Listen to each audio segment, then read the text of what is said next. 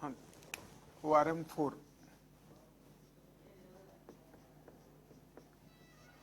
इसमें हम elimination reaction पढ़ने वाले हैं।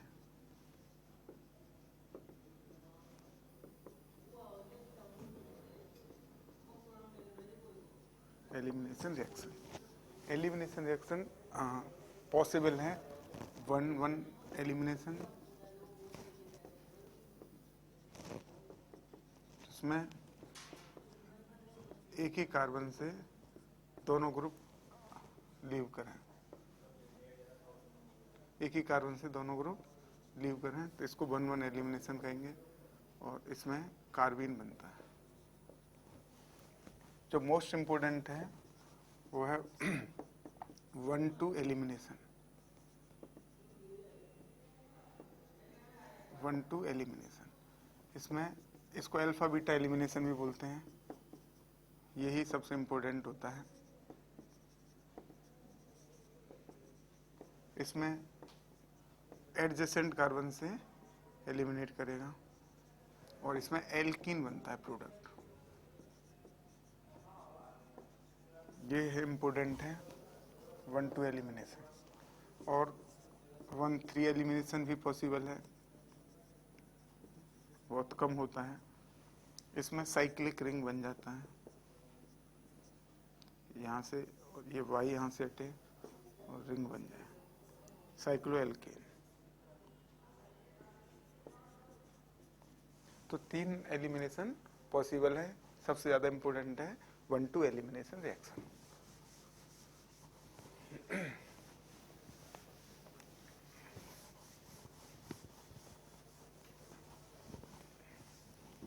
अब इसमें भी सबसे नंबर 1 है E one reaction, unimolecular elimination reaction.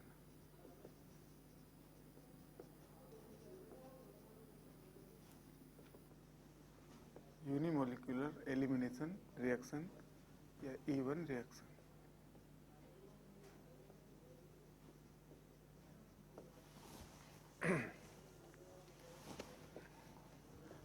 इसका मॉलिक्यूलरिटी 1 है, इसलिए यूनिमोलिकुलर ऑर्डर ऑफ रिएक्शन भी इसका 1 होता है, SN1 की तरह।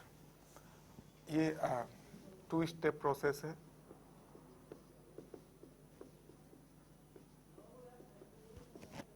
दो स्टेप में होता है।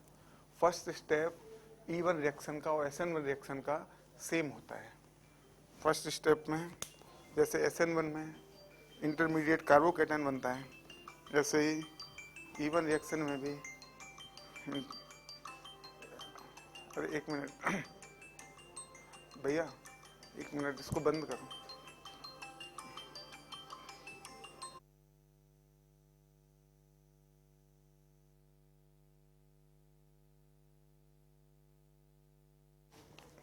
फर्स्ट स्टेप SN1 और E1 का सेम होता है, इंटरमीडिएट कार्बोकैटायन बनता है। ये स्लो स्टेप होता है। जैसे एल्काइल हैलाइड है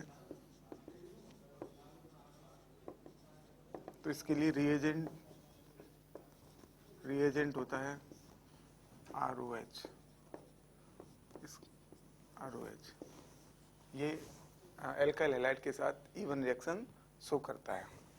तो जैसे फर्स्ट स्टेप में इसमें भी कार्बोकैटायन बनेगा। मान लीजिए आपके पास Cl है और यहाँ CH3CH2OH लिया आपने, तो पहला स्टेप है, इसमें कार्बोकैटायन बनेगा। अब कहीं भी कार्बोकैटायन बनता है तो उसमें रीअरेंजमेंट की पॉसिबिलिटी होती है, जैसे इस कार्बोकैटायन में रीअरेंजमेंट नहीं होगा। अब जो एल्कोहल है CH3CH2OH, इसकी 2 पॉसिबिलिटी हैं, CH3CH2OH। या तो ये SN1 भी कर सकता है, तो यहाँ OCH2CH3 बन जाए, ये तो SN1 की पॉसिबिलिटी है। या ये इवन कर सकता है, तो यहाँ से या यहाँ से कहीं से, ये दोनों एक जैसे हैं, H+ हो यहाँ से, ये बेस की तरह काम करेगा, जबकि यहाँ पर ये न्यूक्लियोफाइल की तरह वर्क करता है। तो यहाँ पर जो बनता है वो प्रोडक्ट एल्कीन बनता है। तो इसमें ROH एल्काइल हैलाइड के साथ SN1 भी कर सकता है और E1 भी कर सकता है। तो अगर कुछ नहीं बोल रहा है तो हमको सारे पॉसिबल प्रोडक्ट बताने पड़ेंगे, लेकिन नॉर्मल टेम्परेचर पर rate of SN1 reaction is greater than rate of E1 reaction normal temperature पर, लेकिन at temperature increase, as temperature increase, rate of E1 reaction also increase.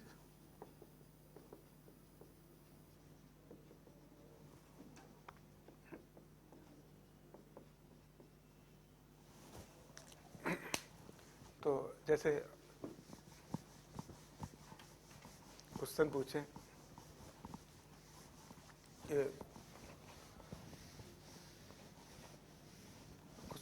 कि find the possible product when 2-chlorobutane is reacted with ethyl alcohol. Find the possible product when 2-chlorobutane is react with ethyl alcohol. तो इसमें first step में क्या होगा, जो slow step होगा, इसमें कार्बोकेटन बनेगा, कार्बोकेटन बना।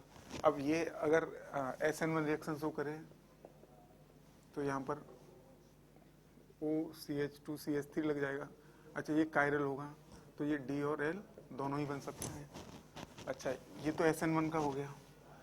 अब ये सेम कार्बोकेटन E1 रिएक्शन करे तो यहाँ से भी H हट सकता है, यहाँ से भी H हट सकता है, तो दो प्रोडक्ट पॉसिबल हैं नॉर्मल। लेकिन इसमें भी ये सिस भी बन सकता है और ट्रांस भी बन सकता है। तो ये भी दो, तो ये 3 तो एल्किन पॉसिबल है और 2 ईथर पॉसिबल है। तो अगर पूछे कि फाइंड द पॉसिबल प्रोडक्ट, तो हमको सारे प्रोडक्ट बताने पड़ेंगे। या दूसरा पूछे कि find the total product when 1 bromo 1 methyl cyclohexane is reacted with ethyl alcohol.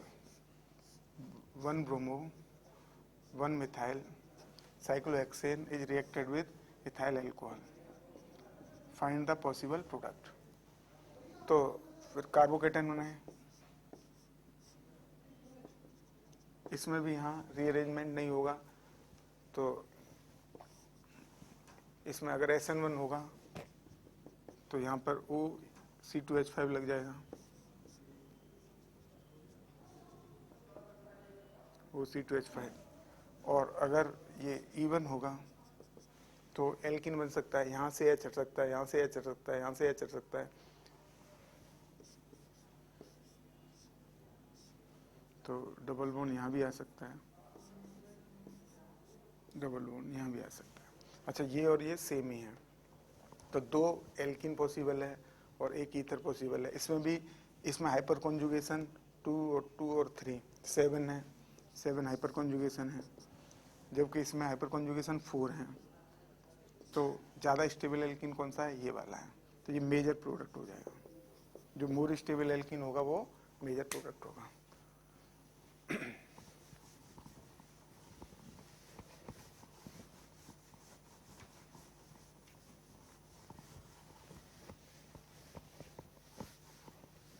तो E1 रिएक्शन 2 स्टेप में होता है। पहला स्टेप स्लो होता है, जिसको RDS बोलते हैं, जिसमें कार्बोकेटाइन इंटरमीडिएट बनता है। यहाँ कार्बोकेटाइन बनता है, इसलिए इसमें रीअरेंजमेंट की पॉसिबिलिटी होती है। सेकंड स्टेप में जो बेस है वो बीटा हाइड्रोजन को एक्सट्रैक्ट करके फाइनल प्रोडक्ट एल्कीन बनाता है, और ये यूनिमोलिकुलर रिएक्शन है, और इसका एनर्जी डायग्राम SN1 की तरह है। एनर्जी डायग्राम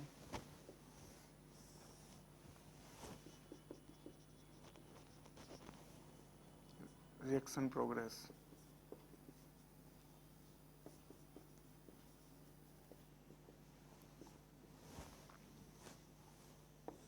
ये रिएक्टेंट है, ये प्रोडक्ट है, ये इंटरमीडिएट कार्बोकेटाइन है, ये TS1 है, ये TS2 है। तो इसका एनर्जी डायग्राम भी SN1 की तरह है। SN1 का भी सेम होता है जो E1 का होता है।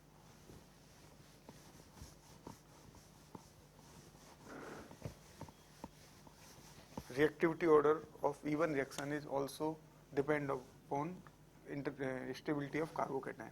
Reactivity of even reaction directly proportional to stability of carbocation.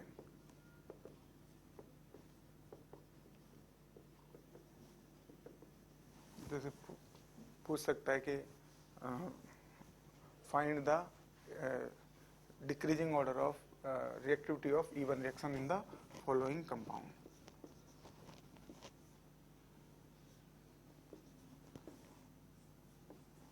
तो ये A है, ये B है, ये C है. ऑर्डर ऑफ रिएक्टिविटी पूछे तो यहाँ कार्बोकेटन बनेगा ये, इसमें कार्बोकेटन बनेगा ये, इसमें कार्बोकेटन बनेगा ये. तो सबसे ज़्यादा स्टेबल कार्बोकेटन ये है, इसलिए A की रिएक्टिविटी सबसे ज़्यादा होगी. उसके बाद इसमें 6 हाइपर कॉन्जुगेशन है, इसमें 2 है, इसलिए B की रिएक्टिविटी C से ज़्यादा होगी. तो reactivity of even reaction is directly proportional to stability of intermediate carbocation, same like SN1 reaction.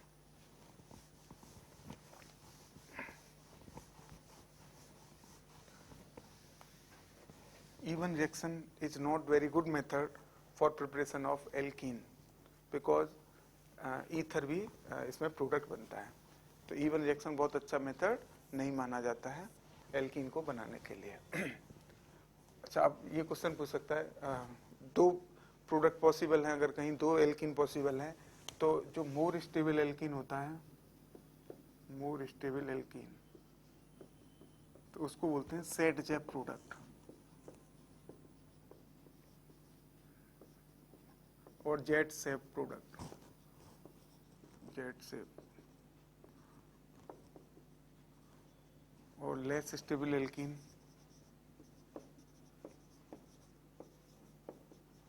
उसको बोलते हैं Hoffmann product.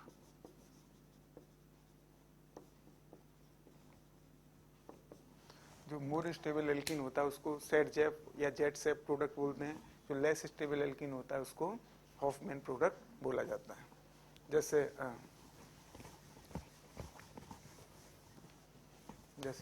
Find the only even product, find the only even product, even product. अब SN1 को हम नहीं बताएंगे, केवल even. मान लीजिए ये Br है और यहाँ C2H5OH heat. Find the only even product.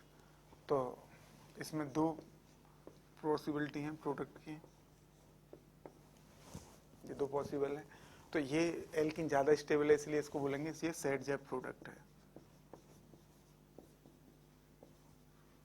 Major product. क्योंकि इसकी स्टेबिलिटी ज़्यादा है, क्योंकि यहाँ हाइपर कॉन्जुगेशन ज़्यादा है. यहाँ हाइपर कॉन्जुगेशन कम है इसलिए ये एल्कीन कम स्टेबल है, तो इसको बोलेंगे ये हॉफमैन प्रोडक्ट है और ये माइनर होगा. तो मेजर प्रोडक्ट सेट-जैप प्रोडक्ट होगा जो मोर स्टेबल एल्कीन बनेगा. माइनर प्रोडक्ट हॉफमैन होगा. इसमें भी वही इंटरमीडिएट RDS जो स्लो स्टेप है, इसमें इंटरमीडिएट कार्बोकेटन बनेगा. फिर यहाँ से H हट सकता है, यहाँ से हट सकता है, यहाँ से, अगर यहाँ से हटेगा तो ये प्रोडक्ट बनेगा, अगर यहाँ से हटेगा तो ये प्रोडक्ट बनेगा. और ये फर्स्ट स्टेप स्लो है. इसमें क्योंकि रीअरेंजमेंट नहीं होता, तो क्योंकि यहाँ पर ये ज़्यादा स्टेबल कार्बोकेटन है. हाँ, अगर पॉसिबिलिटी है तो रीअरेंजमेंट भी हो सकता है. जैसे find the major product, find the major product, major elimination product.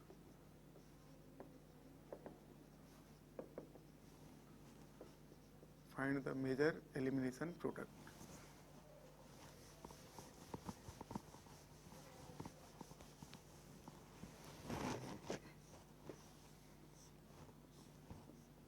लीजिए आई दे दिया ROH. Find the major elimination product. तो फर्स्ट स्टेप में कार्बोकेटन बनाएंगे, कार्बोकेटन. अब यहाँ पर क्या होगा, रीअरेंजमेंट होगा. ये स्टेप स्लो स्टेप है जिसको RDS बोलते हैं. तो कार्बोकेटन यहाँ हाइड्राइड शिफ्ट होगा,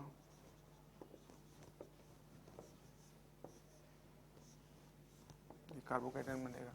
अब इसमें यहाँ से एच हट सकता है, यहाँ से एच हट सकता है और यहाँ से एच हट सकता है, लेकिन ये दोनों तो सेम है, ये डिफरेंट है, लेकिन ये तो कम स्टेबल है और ये वाले रिंग के अंदर ज़्यादा स्टेबल एल्कीन बनेगा।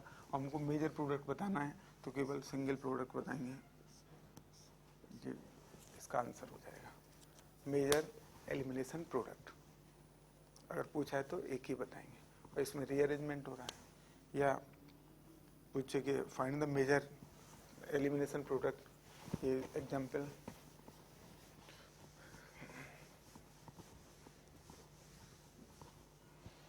जैसे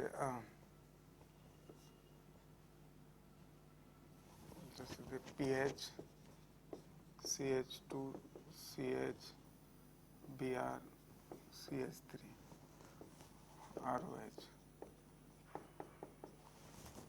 तो पहले कार्बोकेटन बनाएंगे pH CH2 CH plus CH3। अब यहाँ पर भी हाइड्राइड शिफ्ट करेंगे,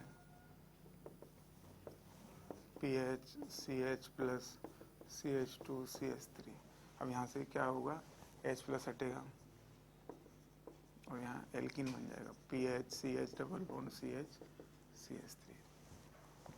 इस तरह से ये इसका मेजर प्रोडक्ट बन जाएगा। ये इवन रिएक्शन हो गई, क्योंकि एलिमिनेशन कह रहा है तो ओनली इवन प्रोडक्ट बताना है।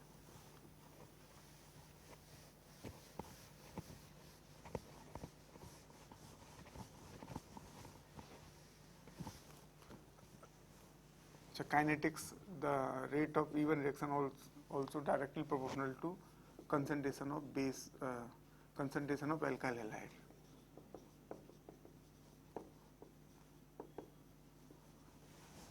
It does not depend upon the concentration of base. इसकी पावर 1, बेस की power 0।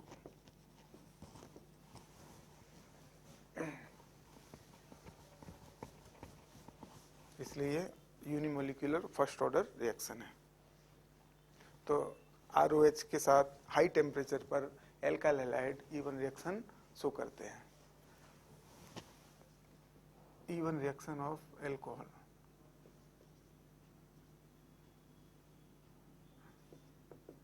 E one reaction of alcohol, इसके जो रिएजेंट हैं वो कंसंट्रेटेड H2SO4 या H2SO4 हीट, और अगर टेम्परेचर दे तो H2SO4 160 डिग्री और मोर टेम्परेचर, या H3PO4 हीट करेंगे तो ये इवन रिएक्शन शो करेगा।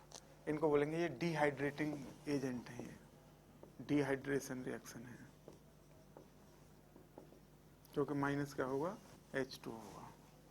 तो एल्कोहल एसिडिक मीडियम में डिहाइड्रेशन रिएक्शन शो करते हैं।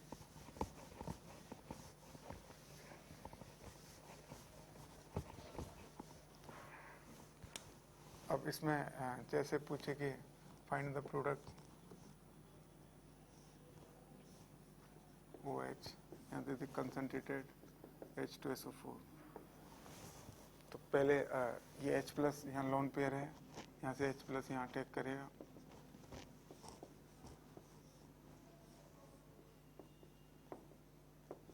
और फिर माइनस क्या होगा, H2O होगा। अब इसमें क्या होगा, रिंग एक्सपेंशन होगा,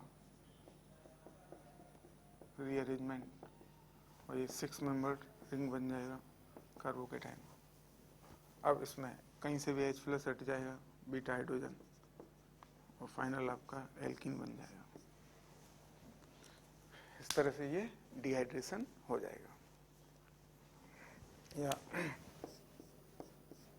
OH H3PO4, ये भी इवन रिएक्शन होगा, इसमें भी इंटरमीडिएट कार्बोकेटाइन बनेगा, और यहाँ से कहीं से भी H प्लस हट जाएगा, और ये भी फाइनल आपका एल्कीन बन जाएगा। कहीं से भी H हटा दें, एक ही सेम ही प्रोडक्ट बनेगा, तो ये भी इवन रिएक्शन शो करेगा। और यहाँ पर रीअरेंजमेंट नहीं हो पाएगा, क्योंकि ये स्टेबल कार्बोकेटन है, यहाँ पर रीअरेंजमेंट हो रहा है, रिंग एक्सपेंशन हो रहा है, क्योंकि ये ज़्यादा स्टेबल है इस कार्बोकेटन से।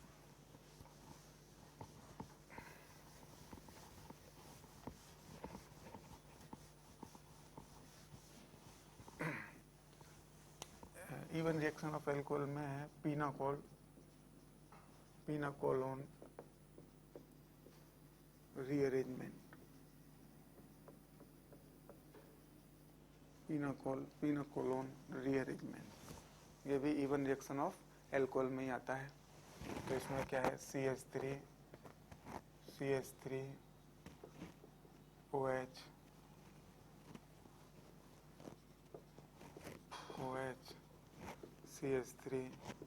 CH3 यहाँ पर आप H2SO4 या H3PO4 या H+, तो ये लोन पेयर है यहाँ पर। तो H+ किसी भी एक लोन पेयर पे अटैक करेगा, इसको बोलते हैं प्रोटोनेशन हुआ, प्रोटोनेशन।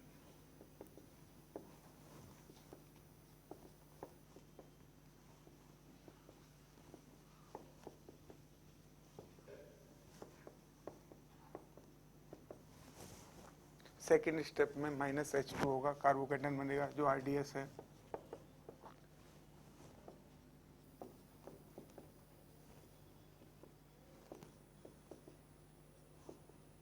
कार्बोकेटन बनेगा। अब यहाँ पर रीअरेंजमेंट होगा, मिथाइल शिफ्ट होगा। CH3- तो यहाँ कार्बोकेटाइन बनेगा। ये क्यों हो रहा है? क्योंकि ये कार्बोकेटाइन जो रीअरेंजमेंट के बाद बना है, इससे बहुत ज़्यादा स्टेबल है, रेजोनेंस स्टेबलाइज्ड है। अब यहाँ से ये इसको लोन पेयर देगा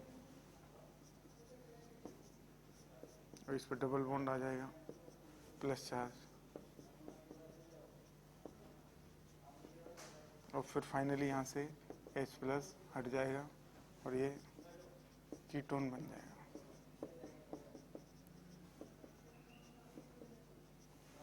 तो इसको बोलते हैं जनरली पिनाकोल, और इस प्रोडक्ट को बोलते हैं पिनाकोलोन। इसलिए इस रिएक्शन का नाम है पिनाकोलोन रीअरेंजमेंट। IUPAC नेम इसका 2,3 dimethyl 2,3 diol butane 2,3 dimethyl butane 2,3 diol. ये तो पिनाकोल का IUPAC नेम है, और इसका IUPAC नेम है 3,3 डाईमिथाइल 2-ब्यूटेनोन 3,3 डाईमिथाइल 2-ब्यूटेनोन ब्यूटेन 2।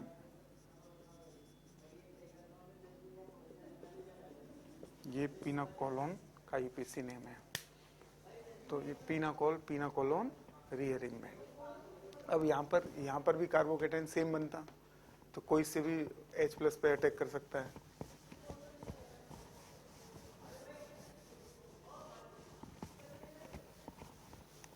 लेकिन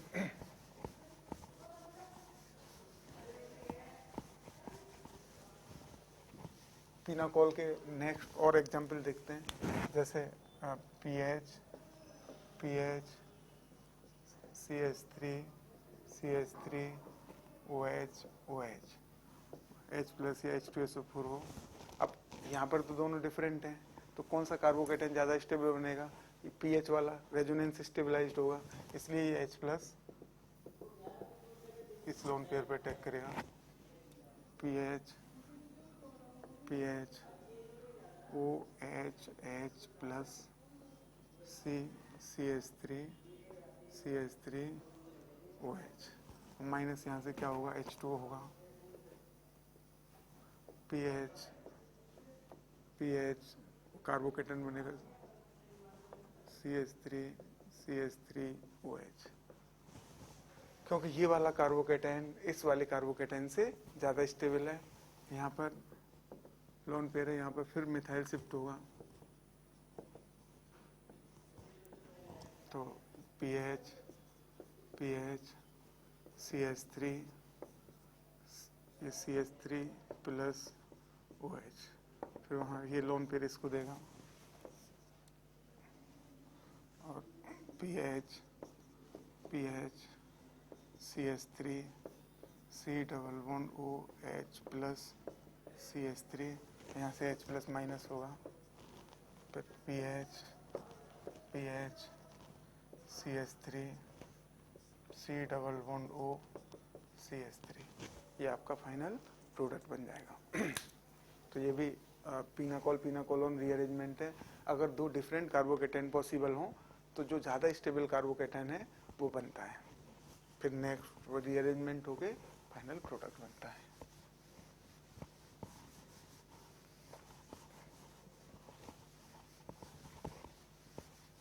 और एग्जाम्पल देखिए, मान लीजिए हमारे पास CH3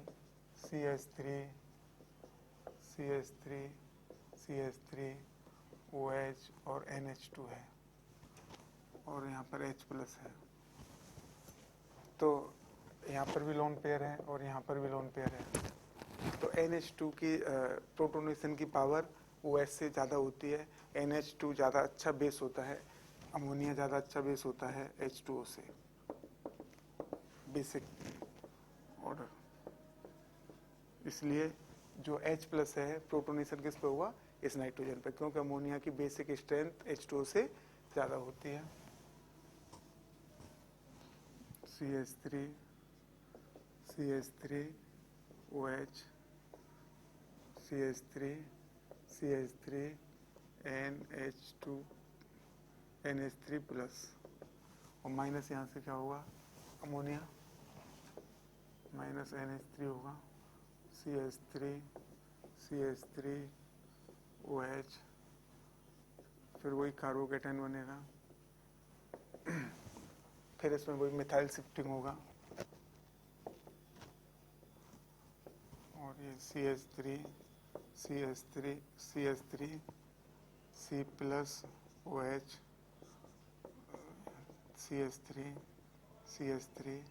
CH3 होगा,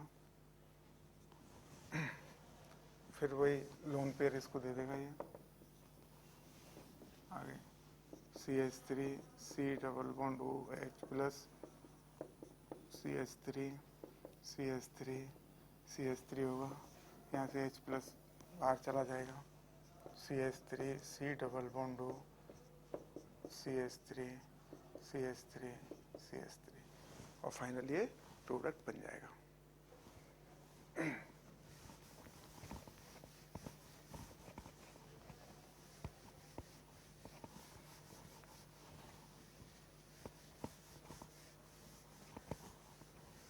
इसके बाद और भी पॉसिबिलिटी हैं, जैसे CH3 OH CH3 यहाँ पर Ag प्लस और AgNO3 हो, तो ये X को हटाएगा, X माइनस को, क्योंकि माइनस AgX हो जाएगा, कोई भी हेलोजन हो सकता है यहाँ पर, फिर वही कार्बोकेटाइन बन जाएगा, CH3 OH CH3 प्लस, फिर इसमें वही मिथाइल शिफ्टिंग होगा, rearrangement, CH3 plus OH CH3 फिर वही यहाँ लोन पेयर इसको देगा, CH3 double bond OH plus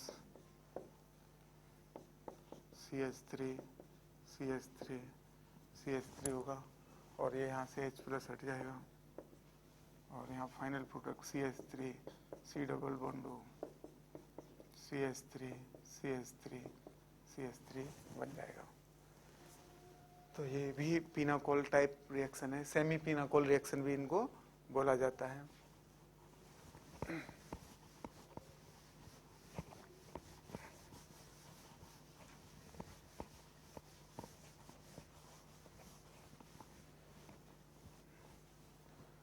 इसके बाद और भी आ सकता है इसमें migratory aptitude, migratory aptitude, migratory aptitude होता है पीएच, उससे कम आर, उससे कम एच। पीएच में भी 3 हो सकते हैं। मोर इलेक्ट्रॉन रिच, यहाँ पर कोई भी ग्रुप +m+i हो, यहाँ पर कोई भी ग्रुप नहीं हो, और यहाँ पर कोई भी ग्रुप -m-i हो। तो +m+i का तो नॉर्मल से ज़्यादा होगा और -m-i का नॉर्मल से कम होगा। आर में भी 3 डिग्री, 2 डिग्री, 1 डिग्री होगा, और सबसे कम एच का माइग्रेटरी एप्टीट्यूड होगा। इसका क्या यूज है वो देखते हैं। माइग्रेटरी एप्टीट्यूड हमको याद रखना है।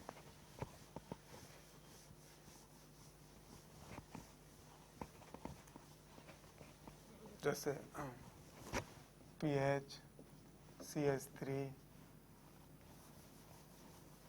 pH, CH3, OH, CH3, pH, OH, OH2SO4। तो यहाँ पर भी दोनों जगह कार्बोकेटाइन एक ही जैसा बनेगा, कहीं पर भी H+ अटैक करें, प्रोटोनेशन जिसको हम बोलते हैं, CH3, OH, CH3, pH, OH, H+।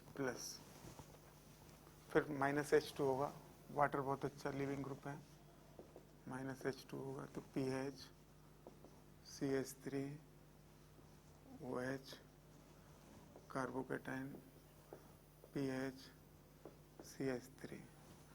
फिर यहाँ अब pH और CH3 में किसका माइग्रेटरी एप्टीट्यूड ज़्यादा था? अभी हमने देखा था R से ज़्यादा pH का था, इसलिए कौन माइग्रेट करेगा? यहाँ फिनाइल शिफ्टिंग होगा, pH minus shifting, because migratory aptitude of pH is greater than migratory aptitude of CH3 या R। तो यहाँ पर CH3 रह जाएगा, OH प्लस, और यहाँ पर 2 pH और 1 CH3। फिर यहाँ से वही इसको लोन पेयर देगा और H+ हो जाएगा। तो ये फाइनली क्या बन जाएगा? CH3, C डबल बॉन्ड हो, CH3, pH, pH। तो हमको ध्यान रखना है migratory aptitude of pH is greater than CH3। एक और एग्जांपल देखते हैं इसी तरह का।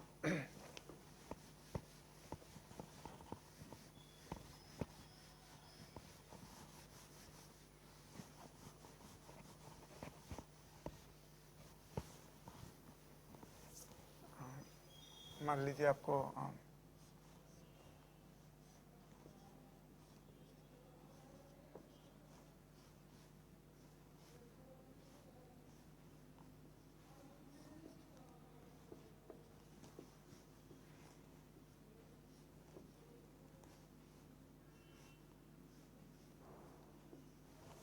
यहाँ आपने OCH3 कर दिया, यहाँ पर भी मान लो आपने OCH3 कर दिया, कोई H+ दिया।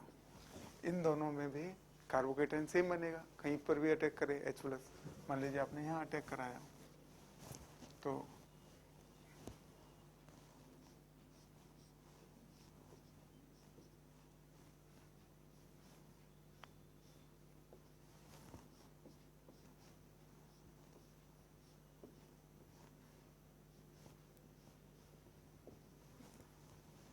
यहाँ अटैक कराया तो यहाँ OH, H+, ये तो OH रहेगा, OCH3, यहाँ पर भी OCH3 रहेगा, फिर -H2 होगा,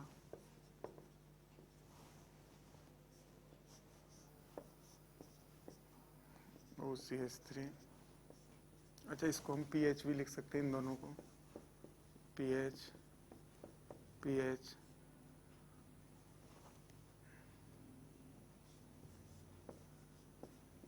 OCH3, ये कार्बोकेटाइन बना, ये OH है।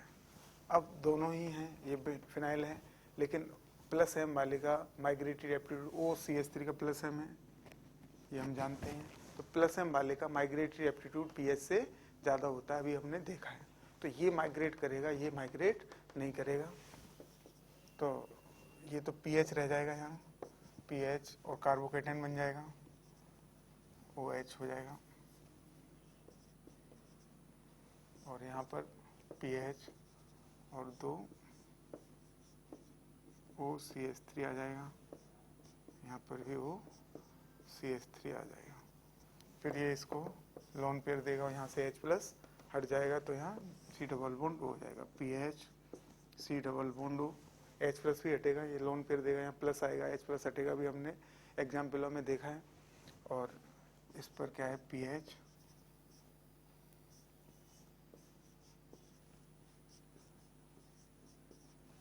OCH3 OCH3, ये आपका फाइनल प्रोडक्ट बन जाएगा।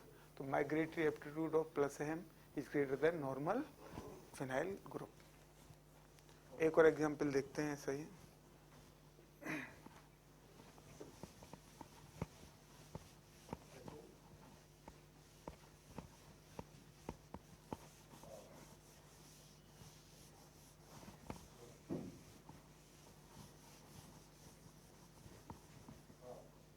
मान लीजिए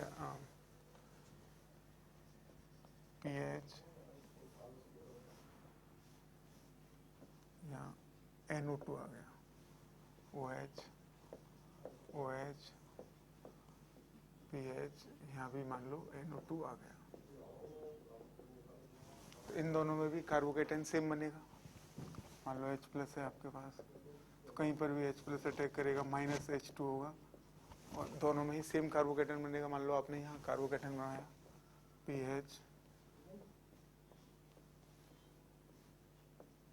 NO2 है, पीएच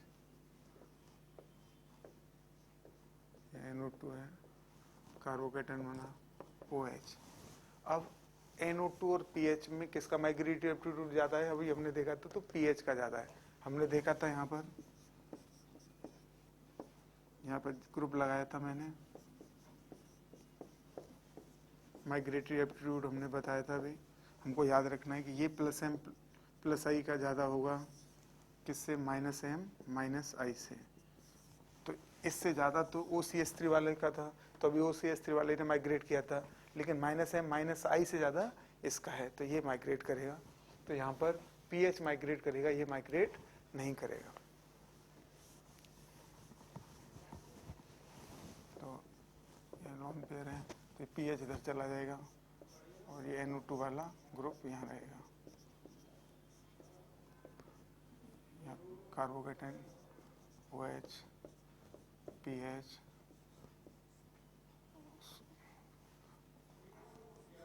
NO2, और यहाँ पर भी पीएच आ जाएगा। फिर ये इसको लोन पेयर दे देगा और यहाँ डबल बॉन्ड बन जाएगा, NO2 C double bond O pH और यहाँ पर भी NO2 आ जाएगा। तो हमको माइग्रेटरी एप्टीट्यूड का भी ध्यान रखना है कि किसका माइग्रेटरी एप्टीट्यूड ज़्यादा होता है, किसका कम होता है पिनाकोल रीअरेंजमेंट में।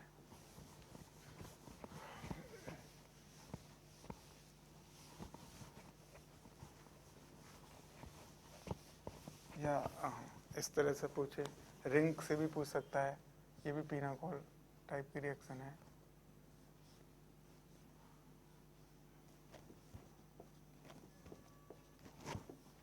H2SO4, find the product. अब ये दोनों डिफरेंट हैं, हमको स्टेबिलिटी ऑफ कार्बोकेटन साइक्लिक स्ट्रक्चर पता है।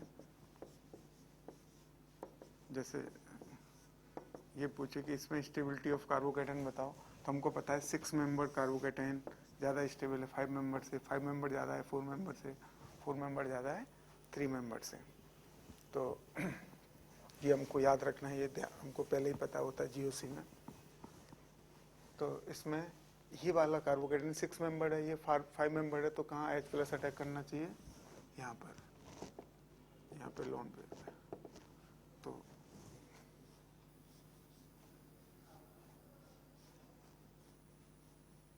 यहाँ तो OH है, यहाँ OH2 प्लस, फिर माइनस क्या होगा यहाँ से H2 होगा,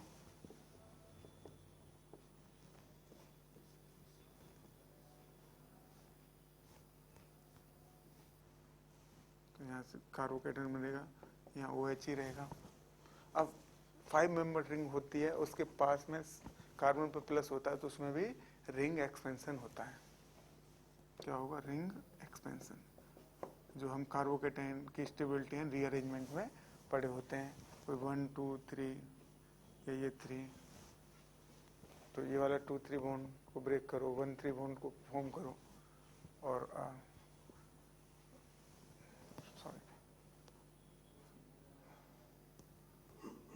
रिंग एक्सपेंशन होगा 1 2 3 1 2, एक मिनट,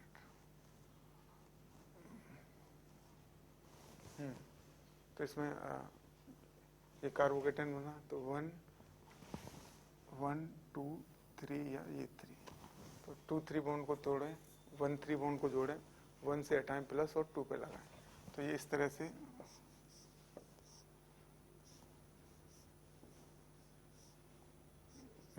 ये कार्बोकेटाइन बन जाएगा आफ्टर रिंग एक्सपेंशन। और फिर ये इसको लोन पेयर दे देगा, और यहाँ से -H+ हो जाएगा, और हमारा फाइनल प्रोडक्ट इस तरह से ये बन जाएगा। तो रिंग एक्सपेंशन का यहाँ ध्यान रखना है, ये आफ्टर रिंग एक्सपेंशन ये कार्बोकेटाइन बन जाएगा। तो ये भी पिनाकोल टाइप भी है, या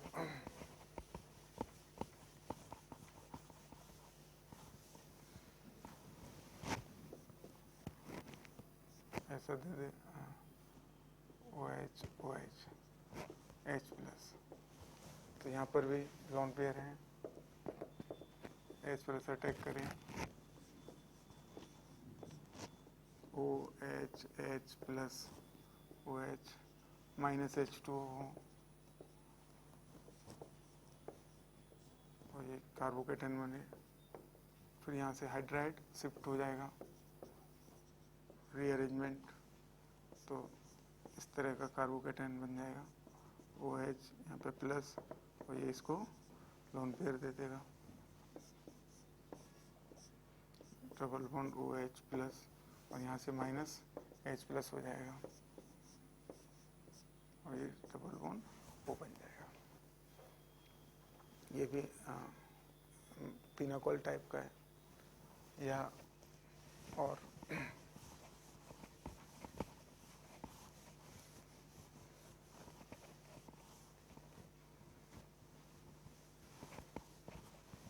जैसे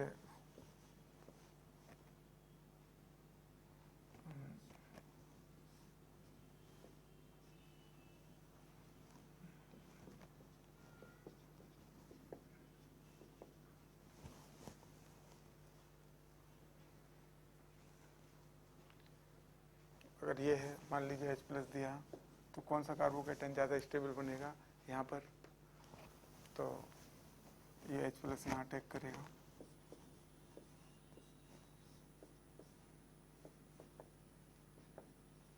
ये तो OH ही रहेगा, ये OH2+ बन जाएगा, माइनस क्या हो जाएगा H2O,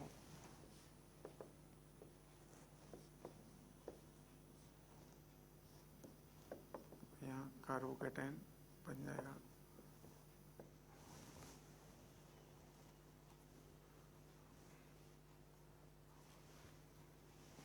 अब इसमें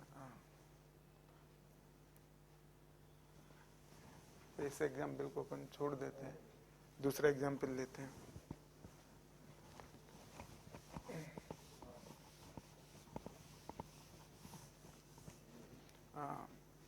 मान लीजिए ये 5 मेंबर रिंग होता, और चलिए बहुत सारे एग्जाम्पल हो गए पिनाकोल के, इसको अब छोड़ देते हैं। अच्छा, H2SO4 ये डेटाबेस क्वेश्चन है, डिफरेंट टेम्परेचर पर एल्कोहल के साथ डिफरेंट रिएक्शन शो करता है। जैसे आपके पास CH3 CH2OH है, H2SO4 के साथ H2SO4 60 degree temperature, H2SO4 100 to 140 degree Celsius temperature, H2SO4 160 170 degree temperature, 3 different product देगा। यहाँ पर CH3 CH2OSO3H बनाता है, यहाँ पर ईथर बनाएगा, इस पर ध्यान रखना है, इसमें ईथर बनाएगा CH3 CH2O CH2 और यहाँ पर एल्कीन बनाता है CH2 डबल बॉन्ड CH2 बनाता है। तो H2SO4 डिफरेंट टेम्परेचर पर डिफरेंट रिएक्शन शो करता है। ये वाला जो ये SN1 मैकेनिज्म से होता है 100 से 140 टेम्परेचर पर।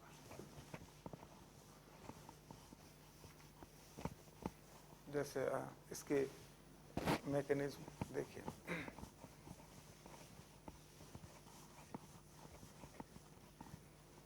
इसमें क्या होता है, जैसे CH3 CH2OH और H2SO4 है वही 100 से 140 डिग्री सेल्सियस पे, तो ये H प्लस देगा, H प्लस यहाँ लोन पेयर पे अटैक करेगा, CH3 CH2OH H प्लस। अब दूसरा मोल OH CH2 CH3, तो ये यहाँ से -H2 होगा, यहाँ पर ये अटैक करेगा, तो ये CH3 CH2OH plus CH2 CH3 बनेगा, यहाँ से H प्लस माइनस होगा, तो ये CH3 CH2O CH2 CH3 बन जाएगा।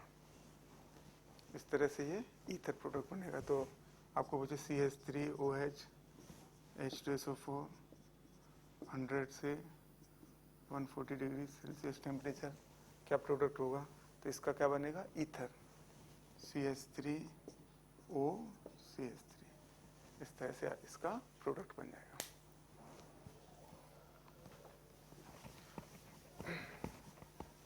तो ध्यान रखना है हमको 100 से 140 टेम्परेचर पर क्या प्रोडक्ट बनेगा।